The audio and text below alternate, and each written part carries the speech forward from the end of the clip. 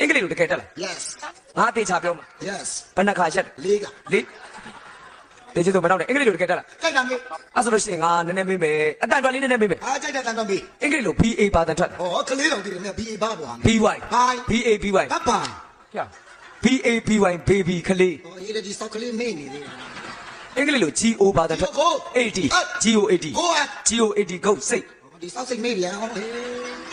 LA ဘာသာထွက် DY LA DY လက်ထိုင် ကာယာဟဲ့လေဒီမိန်းကလေး ဟော sorry မိန်းကလေးနဲ့လက်တိုင်းနဲ့မာလာ လူကြီးလူငယ်လူလက်အကုန်သိတဲ့အချစ်ကြောင်းလေးမေးမယ် ကြိုက်တာမေး အင်္ဂလိပ်လို LO ဘာသာထွက် အဲ့လိုလို့ပွား လို့အဲ့တော့မညစ်ပတ်နဲ့လို့ ပြစ်ပါပါဦးအဲ့လိုမှလို့ပဲထွက်မှာကွာလူတိုင်းသိတယ်မင်းပညာတတ်တယ်ပဲအဲ့လိုလို့ပဲမကျင်းသေးတယ် LO လို့ VE LOV လို့ပြီ ဟဲ့ LOV လက်ကအချစ် ရှာမရှင်နဲ့အချစ်ဆိုတာလည်းအဲ့ကိစ္စလုံးမလို့စတင်နေတာဟုတ်မလဲဘူးကျွန်တော်ရဲ့လာ တေချာပြောတော့